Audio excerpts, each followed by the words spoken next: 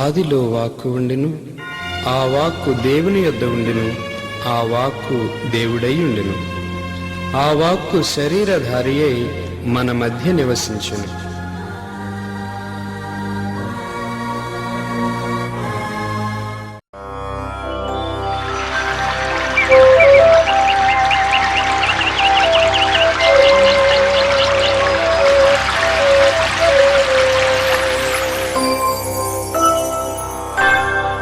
దైవ ఉనికిని చాటు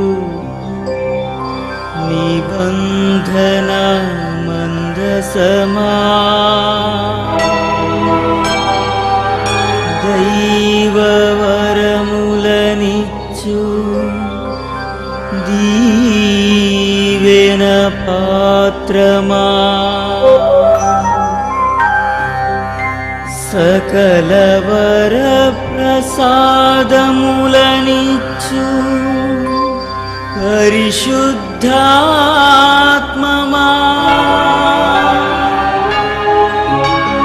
నీకే స్తుతి, నీకే మహిమా, నీకే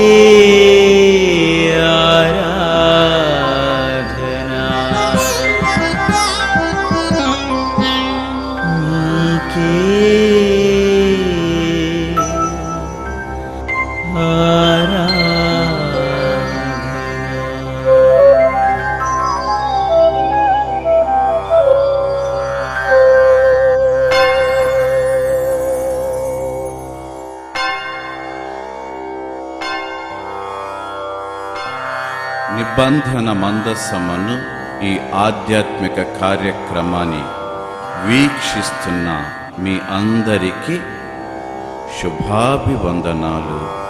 త్రియేక దేవుని శుభాశిస్సులు. ప్రభుని యందు ప్రియులకు సహోదరి సహోదరులారా, ఈ దినాన పవిత్రాత్మ సర్వేశ్వరుని గురించి కాస్త తెలుసుకోవటానికి మనం ప్రయత్నం చేద్దాం. పరిశుద్ధ వాక్కును ఆలకిద్దాం. లూకా సువార్త 1వ అధ్యాయము 35వ వచనము.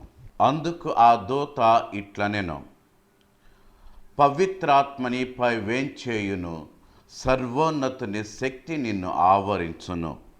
అందుచేత ఆ పవిత్ర శిశువు దేవుని కుమారుడు అని పిలువబడును. ప్రార్థించుకుందాం. కృపా సత్య సంపూర్ణులైన మా దేవా, మీ దివ్య ఆత్మ గురించి ఈనాడు తెలుసుకునే ఈ సమయాన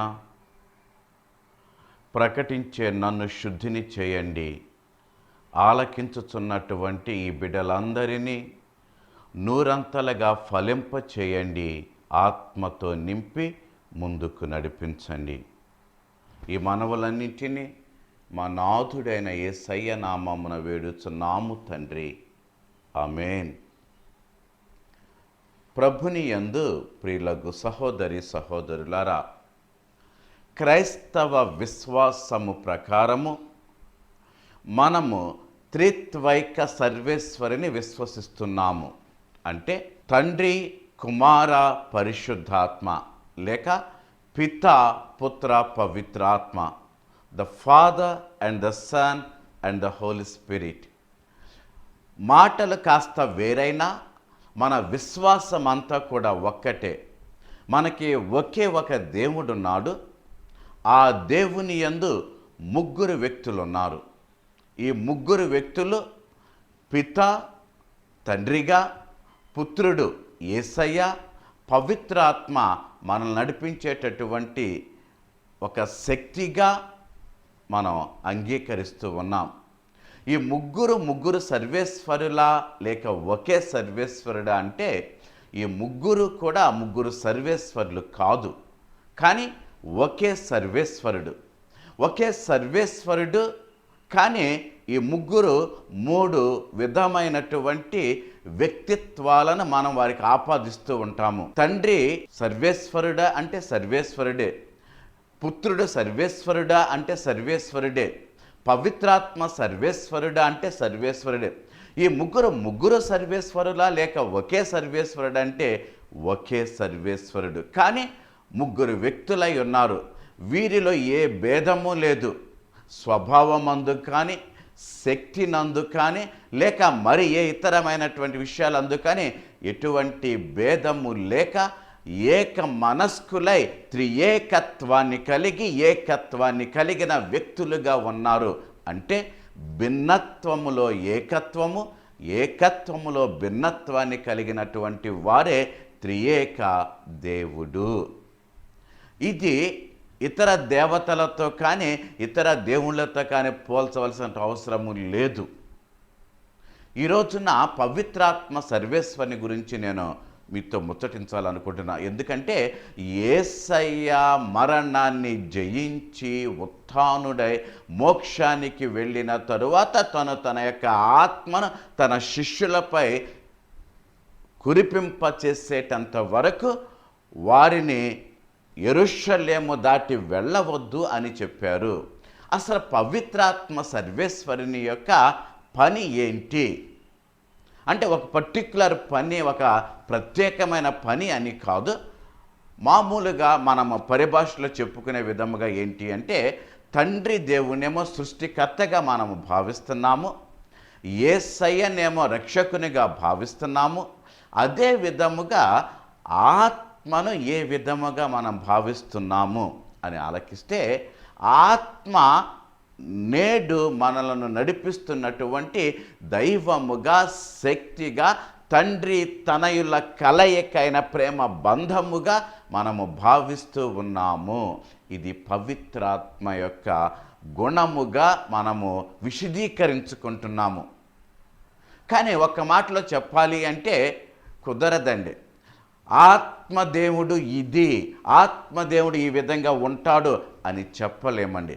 కాబట్టి ఈ కొద్ది సమయములో పవిత్రాత్మ దేవుని యొక్క ముఖ్యమైనటువంటి పని గురించి లేక పవిత్రాత్మ దేవునికి ఆపాదించినటువంటి ముఖ్యమైన పని గురించి మనం తెలుసుకోవటానికి ప్రయత్నం చేద్దాం.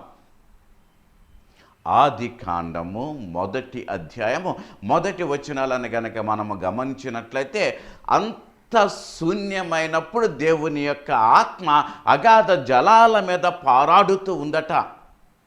సర్వము శూన్యమైనప్పుడు దేవుని యొక్క ఆత్మ అగాధ జలాల మీద పారాడుతూ ఉన్న సమయాన ఈ ఆత్మ మాట రూపాన్ని దాల్చి వెలుగు కలుగునుగాక అని ప్రకటించింది, లేక అని వక్కాణించింది. వెంటనే వెలుగు కలిగింది. ప్రియులారా, శూన్యము నుండి సృష్టిని చేసేటటువంటి మహాశక్తి కలిగినటువంటిదే ఆత్మ. ఏమీ లేదండి, అంత అగాధ జలము, దెర్ ఇస్ నథింగ్, అంతా కూడా శూన్యము. ఆ శూన్యములో ఆత్మ పారాడుతూ ఉండగా, లేక అగాధ జలాల మీద ఆత్మ పారాడుతూ ఉండగా ఆత్మ మాట రూపమును దాల్చింది. ప్రియులారా, ఒక్కసారి మనము యోహాను సువార్తని గనక గుర్తు చేసుకున్నట్లయితే యోహాను సువార్త 1వ అధ్యాయము 1వ వచనం నుంచి గనక మనం ఆలకించినట్లయితే ఆదియందు వాక్కు ఉండెను, ఆ వాక్కు దేవుని యొద్ద ఉండెను, ఆ వాక్కే దేవుడై ఉండెను, ఆయన మూలమున సర్వము కూడా సృష్టించబడెను. ప్రియులారా, ఏ వాక్కు అయితే దేవుని సన్నిధిలో ఉందో, ఏ వాక్కు అయితే దేవునితో ఉందో ఆ వాక్కు మాటగా మారింది. అంటే ఆత్మ, దేవుని యొక్క ఆత్మ అగాధ జలాల మీద పారాడుతూ ఉన్న సమయాన ఆ ఆత్మ మాట రూపముగా మారి మాట పలికినటువంటి మొట్టమొదటి మాట ఏంటి అంటే వెలుగు కలుగునుగాక. అక్కడ శూన్యము నుండి సృష్టిని కలుగ చేసినటువంటి శక్తి కలిగిన వ్యక్తిగా ఆత్మ మనందరికీ కూడా విశదమవుతున్నది. ఇది మొదటి సృష్టి. రెండవ సృష్టిని చూద్దాం. ఈనాడు మనం ఆలకించాం. చేయవద్దన్న పని చేసి తినవద్దన్న పండు తిని లోకానికి పాపాన్ని తీసుకొచ్చి లోకమంతా శాపానికి గురి అయి పాపమయమై చేసినటువంటి అవ్వ ఆదాము యొక్క పాపాల నుండి విముక్తిని చేయటానికి, విముక్తుని ఈ లోకానికి పంపటానికి దేవాది దేవుడు ఆ విముక్తుడైన యేసయ్యను మాటను తన ప్రజల మధ్యకి పంపటానికి నరరూపధారుడుగా శరీరధారిగా శరీరాన్ని ఇవ్వటానికి తీసుకున్నటువంటి ఎన్నుకున్నటువంటి వ్యక్తి కన్య మరియా. ఆ కన్య మరియ దగ్గరకు దేవదూత వచ్చి అనుగ్రహ పరిపూర్ణురాలా నీకు శుభము అని పలుకుతూ లూకా సువార్త 1వ అధ్యాయం 26వ వచనం నుంచి కనుక మనము గమనించినట్లయితే మనకు తెలుస్తూ ఉంది. ఈ ప్రక్రియలో ఆ దూత మరియతో చెబుతాడు, అమ్మా నీవు గర్భవతి అవుతావు, ఒక కుమారుని కంటావు, అతనికి నీవు యేసు అని పేరు పెట్టుము, ఎందుకంటే ఆయన మెస్సీగా ఈ లోకానికి రాబోతున్నాడు అన్నప్పుడు మరియ పలుకుతుంది, తన అనుమానాన్ని వ్యక్తం చేస్తుంది. అయ్యా ఇది ఎలా సంభవము? నేను కన్యకగానే ఉంటున్నాను కదా, కన్యకగా ఉంటున్నాను, నేను ఎలా గర్భవతిని అవుతాను అన్నప్పుడు దూత పలికిన గొప్ప పరమ రహస్యము ఏంటి అంటే లూకా సువార్త 1వ అధ్యాయం 35వ వచనంలో గనక మనము తిలకించినట్లయితే మనకు అర్థమవుతుంది. పవిత్రాత్మ నీపై వేంచేయును, సర్వోన్నతుని శక్తి నిన్ను ఆవరించును, అందుచేత ఆ పుట్టబోయేటటువంటి శిశువు దైవ కుమారుడని పిలువబడతాడు. ఎంత గొప్ప విషయం అండి! సృష్టిలోనే వినని కనని అటువంటి ఒక మహత్తరమైనటువంటి విడ్డూరమైనటువంటి ఒక సంగతి ఇక్కడ నెరవేరబోతుంది. ఏంటి అది అంటే ఖాళీ గర్భమైనటువంటి మరియ గర్భము ఆత్మశక్తి చేత నరరూపధారుడిగా జన్మించబోతున్నటువంటి వాక్కు అయిన యేసయ్యకు శరీరాన్ని ఇవ్వటానికి ఎన్నుకోబడినటువంటి గర్భము, the empty womb of Mary. Mariya తల్లి యొక్క ఖాళీ గర్భము ఆ సమయాన ఫలించినటువంటి గర్భముగా మార్చింది ఆత్మ, పవిత్రాత్మ. మొదటి సృష్టి శూన్యము నుండి సృష్టిని చేస్తే, రెండవ సృష్టి ఆ సృష్టి పాడైతే ఆ సృష్టిని పవిత్రపరచటానికి ఈ లోకానికి పంపించబడినటువంటి యేసయ్యకు ఖాళీ గర్భమైన మరియ గర్భములో ప్రవేశాన్ని కల్పించింది. అక్కడ శూన్యము, ఇక్కడ శూన్యము, అక్కడ సృష్టి, ఇక్కడ మరో సృష్టి. అందుకే ఆత్మ చేసేటటువంటి పని సృష్టి. ఇది రెండవదండి. ఇక మూడవ సృష్టి ఆత్మ చేసినటువంటిది. ప్రియులారా, యేసయ్యను బంధించి మరణ శిక్ష విధించి చంపివేయటానికి తీసుకువెళుతున్న సమయాన 3 సంవత్సరాలు ఆయనతో రాసుకు పూసుకు తిరిగినటువంటి అపోస్తులందరూ భయభ్రాంతులై ప్రాణాలు దక్కించుకోవటానికి ఎవరి దారి వారు చూసుకున్నారు. యేసయ్య మరణించిన తరువాత మరల అందరూ కలిసి పై గదిలో వేచి ఉన్నారండి. అర్థం చేసుకున్నాడు యేసయ్య. అర్థం చేసుకుని ఆయన చెప్పాడు పేతురుతో, అయ్యా పేతురు, ఈ రాత్రి నీవు నన్ను ఎరుగనని 3 సార్లు బొంకుతావు. పేతురు కాదు కూడదు అన్న యేసు చెప్పినది నెరవేరింది. ఏది ఏమైనా యేసు మరణాంతరము మరల వారందరూ కూడా ఏకమై యేసు జీవముతో లేచాడు అన్న సత్యాన్ని గ్రహించి యేసు వాగ్దానము చేసిన ప్రకారము పవిత్రాత్మ సర్వేశ్వరుడు వేంచేసి వచ్చేటంత వరకు కూడా ఆ పై గదిలో ప్రార్థనలో నిమగ్నమై ఉన్నారు. ఆ సమయాన పెంతికోస్తు పండుగ సమయాన వారు ప్రార్థనలో నిమగ్నమై ఉన్న సమయాన ఒక గాలి వీచి ఆ తదుపరి ఆ పై గదిలో వేచి ఉన్న అపోస్తులందరిపై పవిత్రాత్మ మండుచున్నటువంటి అగ్ని నాలుకల రూపంలో వారిపై వేంచేసి వచ్చింది. Praise the lord. ఎంత గొప్ప విషయం అండి. బహుశా పరిశుద్ధ గ్రంథాన్ని గనక మనము తిలకించినట్లయితే ఒకే ఒక్కసారి అందరిపై ఆత్మ ఆ విధముగా వేంచేసి రావటం అపోస్తుల కార్యాల్లో మనం చూస్తాం. అప్పటి వరకు ఎవరికైతే భయపడ్డారో, ఎవరంటే తమ ప్రాణాలు తీస్తారని పారిపోయారో ఆ ప్రజల మధ్యకు వెళ్ళి మేము సాక్షులము, యేసుకు సాక్షులము, మీరు యేసుని చంపారు, యేసుని సిలువ వేశారు, తెలిసి చేశారో తెలియక చేశారో ఏదో మీరు చేశారు, కానీ దేవాది దేవుడు యేసయ్యను తిరిగి లేపాడు, దానికి మేము సాక్షులము, ఆయనే మెస్సయ్య అని ఎవరైతే తమను చంపుతారని భయపడ్డారో వారి మధ్యకెళ్ళి యేసుకు సాక్షులుగా ధైర్యముగా యేసు పునరుత్థానాన్ని ప్రకటించారండి. ఇదండి మూడవ సృష్టి. ఒక్కసారి మనం ఆలకిద్దామండి, ఒక్కసారి మనం గమనిద్దాం. యేసును పట్టుకోగానే పరిగెత్తారు, పారిపోయారు. వాళ్ళకే పరిశుద్ధ గ్రంథం ఏమాత్రం అర్థము కాలేదు.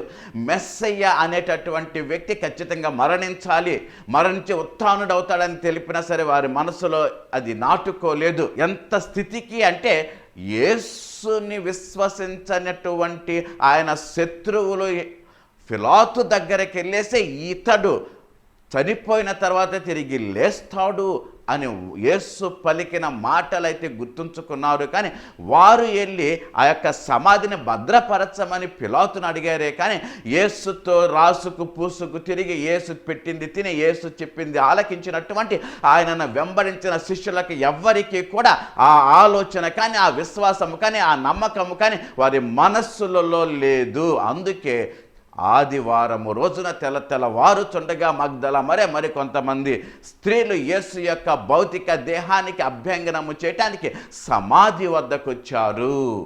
అంటే యేసు పలికినటువంటి పలుకులు ఏది కూడా వారు విశ్వసించలేకపోయారు.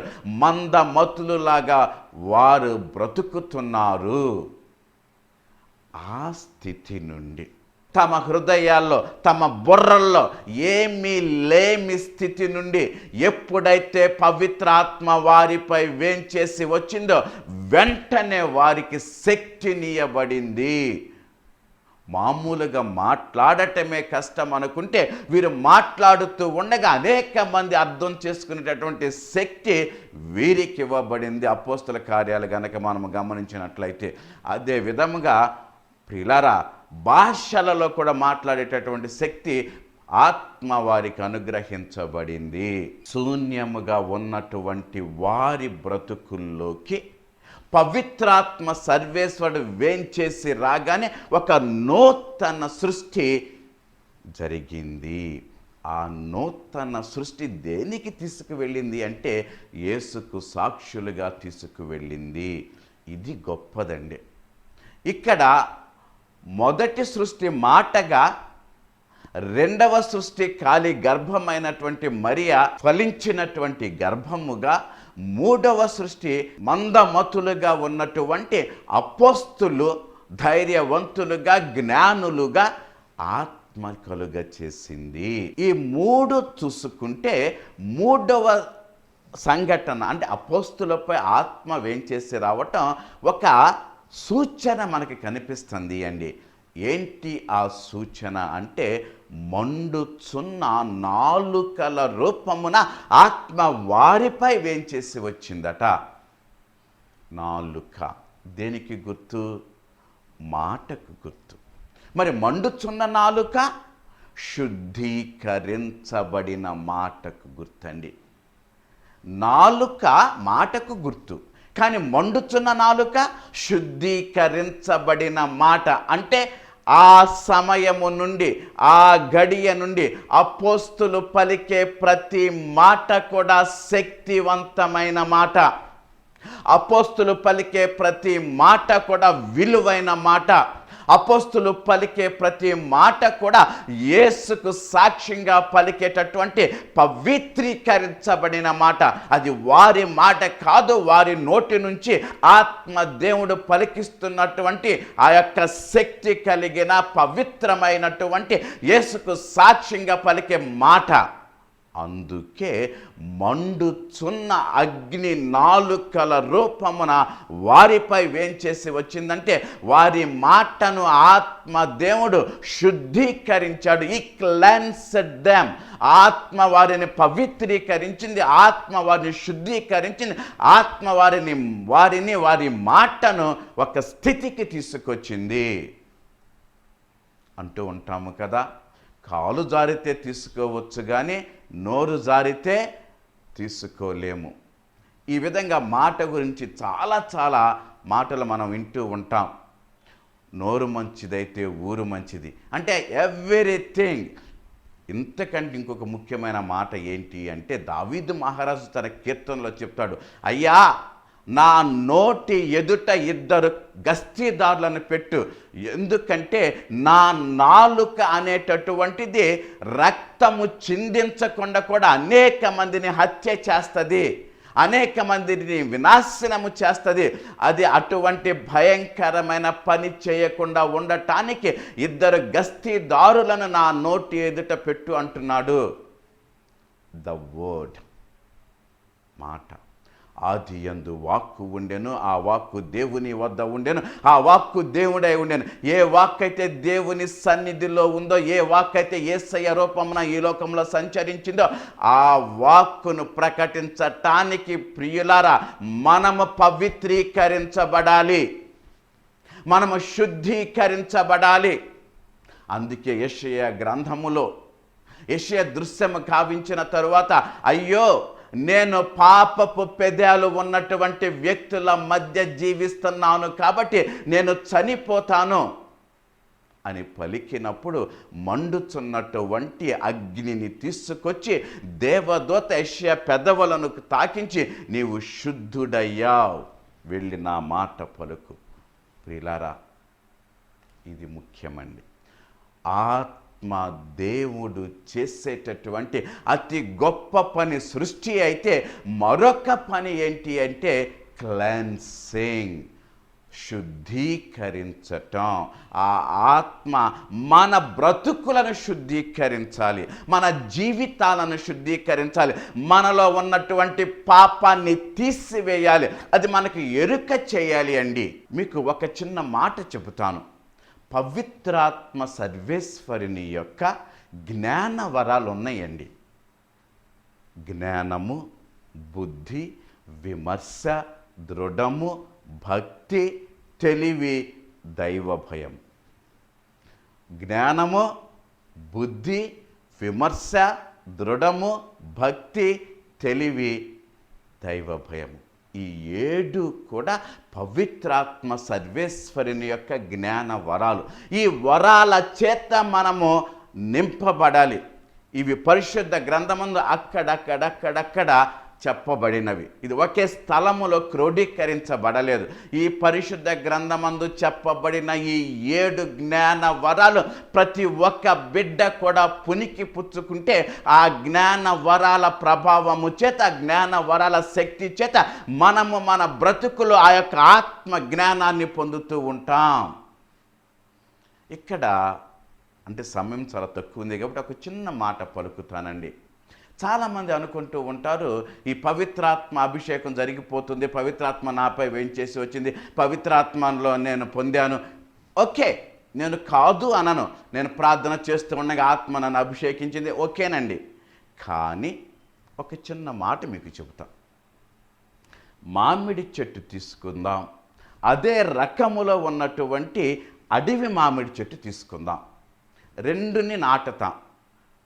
కానీ ఏది నిజమైన మామిడి చెట్టు అన్నది ఎప్పుడు తెలుస్తుందండి?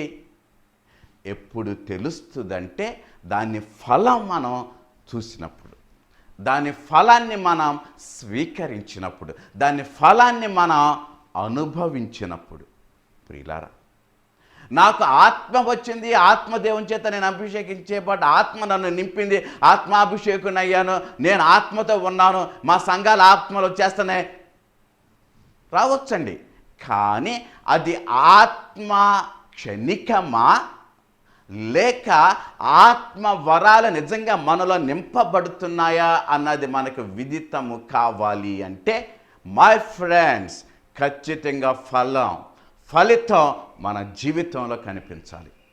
కనిపించలేదు అనుకోండి, ఆత్మతో నింపబడటం అన్నది బూటకమే.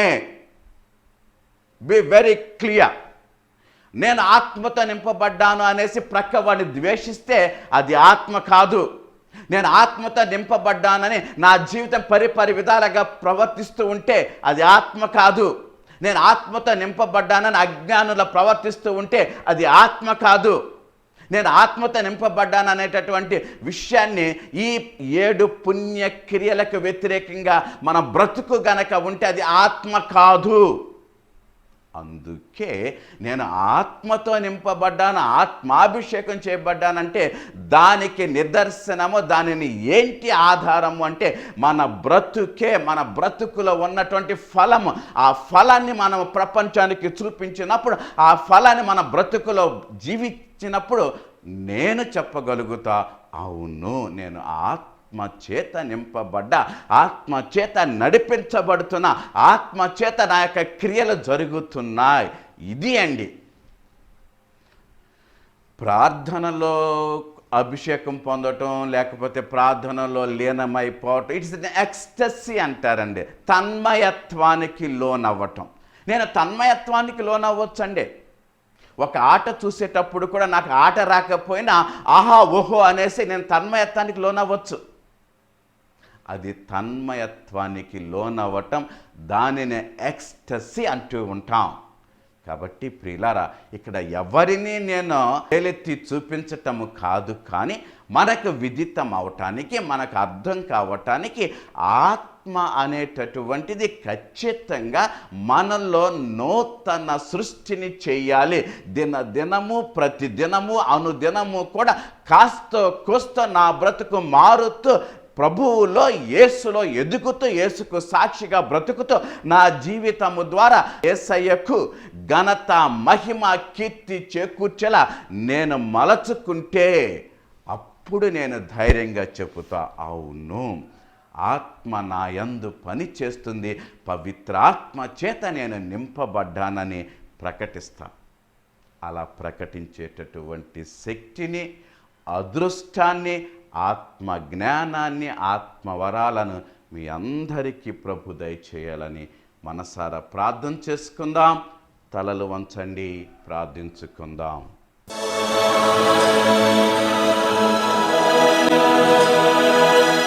శూన్యము నుండి సృష్టిని చేసిన మా దేవా, మా బ్రతుకులు శూన్యమైనప్పుడు, మా బ్రతుకులు ఎడారిగా మారినప్పుడు, మా బ్రతుకులు ఎండిపోయినప్పుడు వాటిని జీవముగా సజీవముగా మార్చటానికి మీ యొక్క ఆత్మను ఏ విధముగా అపోస్తలకు అనుగ్రహించారో ఆ ఆత్మను మాకందరికి అనుగ్రహించమని, మమ్ములను మీకు సాక్షులుగా మలచుకోమని మా విమోచకుడు రక్షకుడైన యేసయ్య నామమున వేడుచున్నాము తండ్రి. ఆమేన్. సర్వశక్తుడు దయామయుడైన పిత, పుత్ర, పవిత్రాత్మ సర్వదా మిమ్ము దీవించి ఆత్మతో మిమ్ము ముందుకు నడిపించెదరుగాక. ఆమేన్. Thank you and God bless you. ప్రభువెంత మంచివారో చవి చూచి తెలుసుకో మనసా. ప్రభువెంత మంచివారో చవి చూచి తెలుసుకో మనసా. ధన్యులు ధన్యులు ప్రభుని శరణు కోరువారు ధన్యులు. ధన్యులు ధన్యులు ప్రభుని శరణు కోరువారు ధన్యులు. ప్రభువెంత మంచివారో చవి చూచి తెలుసుకో మనసా. ప్రభువెంత మంచివారో చవి చూ